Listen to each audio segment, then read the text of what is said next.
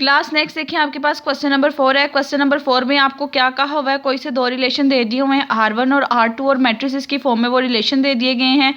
आपसे कहा गया है इन रिलेशंस को यूज़ करके आपने डिफरेंट पार्ट्स में डिफरेंट वैल्यूज़ निकालनी है। जिस तरह के R1 यूनियन R2 की वैल्यू निकालनी है आपने, R1 इंटरसेक्शन R2 की निकालनी है।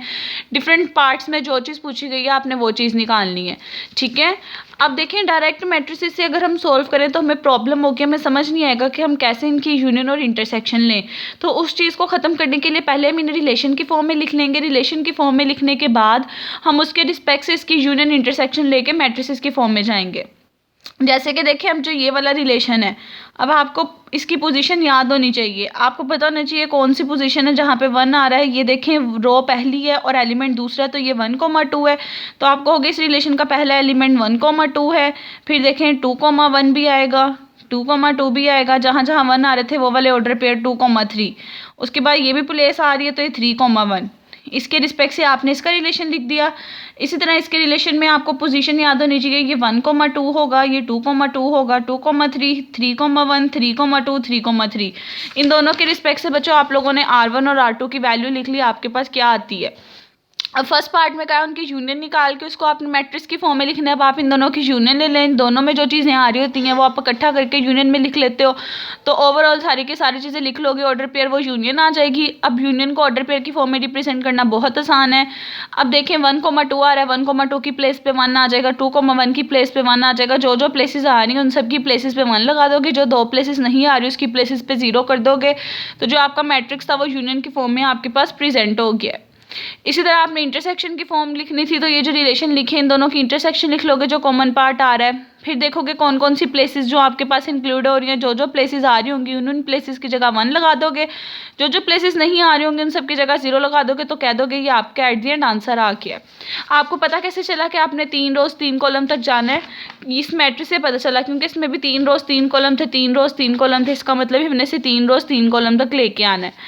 उसके बाद थर्ड पार्ट में R1 में से R2 को निकालना था, यानी R1 रिलेशन में से जितने भी R2 के एलिमेंट आ रहे थे वो निकाल देने थे। जैसे 1,2 आ रहा था वो भी निकाल देना है, 2,2 आ रहा था वो भी निकाल देना है, 2,3 आ रहा था वो भी निकाल देना है, 3,1 भी निकाल देना है। और ये 2 एलिमेंट थे ही नहीं, पीछे 2,1 एलिमेंट बचना था, इसलिए 2,1 बचा। जस्ट इस प्लेस पे 1 आएगा, बाकी सबकी जगह पे 0 आ जाएगा। अब उसके बाद नेक्स्ट आपके पास पार्ट नंबर 4 है। 4 और 5 सेम आपके पास पार्ट है। इसके अंदर बच्चों कंपोजिशन है। कंपोजिशन में क्या करते होते हैं, अब देखें R1 R2 को कंपोज करना है R1 के साथ। जब भी इस सिंबल को कंपोजिशन पढ़ते हैं, जब भी कंपोजिशन की बात हो रही होगी दूसरे वाले सेट को पहले लिख लेना है, पहले वाले सेट को बाद में लिख लेना है। अब कंपोज कैसे करना है, ये कंपोज करने का तरीका मैं आपको समझाती हूँ। देखें पहला ऑर्डर पेयर देखें यहाँ पे क्या आ रहा है 1,2। अब कंपोज करने का तरीका होता है पहला एलिमेंट फिक्स रखते हैं, दूसरा एलिमेंट देखते हैं दूसरे में कहाँ कहाँ आ रहा है, उसके साथ ऑर्डर पेयर बना देते हैं। जैसे कि 1,2 था, अब देखें दूसरे वाले ऑर्डर पेयर में 2,2 कहाँ पे आ रहा है। अब यहाँ पे 2 था, दूसरे ऑर्डर पेयर में पहली प्लेस पे 2 यहाँ पे आ रहा है, पहली प्लेस में 2 यहाँ पे आ रहा है। इसका सेकंड एलिमेंट जो होगा वो आपने देखना है कि वो पहली प्लेस पे कहाँ आ रहा है, फिर उसके साथ इसकी पेयरिंग कर देनी है। जैसे कि देखें ऊपर वाले सेट में 1,2 आ रहा था, 2 के रिस्पेक्ट से नीचे वाले सेट में 2,2 आ रहा है और 2,3 आ रहा था। तो जब इस ऑर्डर पेयर को आप इसके साथ जोड़ोगे, ये 2 के साथ कैंसिल हो जाएगा, पीछे 1,2 बच जाएगा। सिमिलरली इस ऑर्डर पेयर को इसके साथ जब मिलाओगे, ये 2 से कैंसिल हो जाएगा, पीछे 1,3 बच जाएगा। यानी कि देखना है, ये वाली चीज़ का देखना है कि स्टार्टिंग में कहाँ है, उसको उसके साथ जोड़ के ऑर्डर पेयर बनाओगे तो इसका मतलब ये पहली कंपोजिशन में 1,2 और 1,3 आ जाएगा, ठीक है। उसके बाद 2,1 पे जाना है। अब देखें 2,1 में आपके पास 1 आ रहा है, देखें यहाँ पे 1 कहाँ आ रहा है, 1 बच्चे यहाँ पे आ रहा था। आप इसको जब इसके साथ जोड़ोगे 1 से कैंसिल हो गए, 2,2 की ऑर्डर पेयर बनेगी, वो आ जाएगा। फिर 2,2 को देखना है आपने। अब देखिए इसका सेकंड एलिमेंट 2 है, 2 इन दोनों के साथ आ रहा था। अब 2 को जब इन दोनों के साथ जोड़ोगे, ये इसके साथ कैंसिल हो गए, 2,2 एक दफ़ा ही लिखोगे, फिर 2,3 आ जाएगा। इसी तरह 2,3 था, यानी अब देखने आपने 3 कहाँ कहाँ आ रहा है, 3 यहाँ भी आ रहा था, यहाँ भी आ रहा था, यहाँ भी आ रहा था। इसके साथ मिलाओगे 2,1 2,2 2,3। यानी कि बच्चों आपने फर्स्ट वाले ऑर्डर पेयर की सेकंड प्लेस देखनी है कि वो कहाँ पे फर्स्ट प्लेस बन रही है। जहाँ जहाँ वो फर्स्ट प्लेस बन रही होगी उन दोनों को कैंसिल करके उन दोनों को आपस में ऑर्डर पेयर की फॉर्म में मिला देना है। तो जब आप ऐसे कंपोजिशन करोगे ये आंसर आएगा। जो जो प्लेसेस पे आंसर आ रहे हैं वहाँ वहाँ 1 लिख दोगे, बाकी सब पे 0 लिख दोगे, ठीक है। इसी तरह फिफ्थ पार्ट है। फिफ्थ पार्ट में R1 कंपोजिशन R2 निकालनी थी, दूसरे वाला सेट पहले वाला सेट बाद में।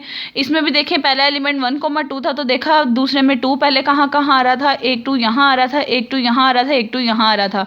इसका इसके साथ पेयर बनाओ 2 2 से कैंसिल हो गए 1,1 बन जाएगा। इसका इसके साथ पेयर बनाओ 2 2 से कैंसिल होकर 1,2 बन जाएगा।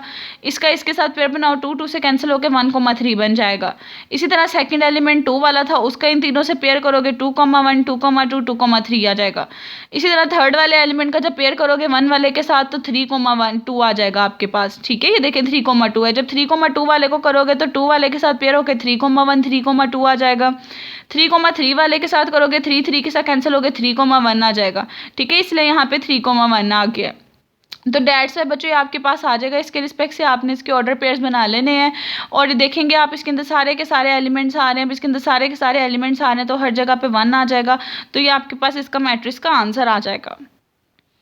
और बच्चों एक और चीज़, जो चीज़ यहाँ पढ़ी हो वो यहाँ पे ना आ रही हो उसको आपने एज इट इज़ लिख देना होता है। जैसे यहाँ 3,3 था, यहाँ कहीं पे भी नहीं आ रहा था, डेट्स वाई आप 3,3 एज इट इज़ भी लिखोगे तो ये आपके पास बन जाएगा। उसके बाद 6 पार्ट है इस क्वेश्चन का, लास्ट पार्ट। इस पार्ट में आपको ये सिमेट्रिक डिफरेंस बताया। सिमेट्रिक डिफरेंस की मैंने आपको चैप्टर नंबर 1 में डेफिनेशन करवाई थी। या तो इसको यूनियन माइनस इंटरसेक्शन कर दो या A minus B union intersection B minus A था। तो यहाँ यूनियन इंटरसेक्शन की हम डेफिनेशन यूज़ करते हैं। तो आपने सिमेट्रिक डिफरेंस का फॉर्मूला लिखा, यूनियन के ऑर्डर पेयर लिखे, इंटरसेक्शन के लिखे, ये वाले ऑर्डर पेयर इस पे से निकाले तो पीछे ये वाले एलिमेंट बचेंगे।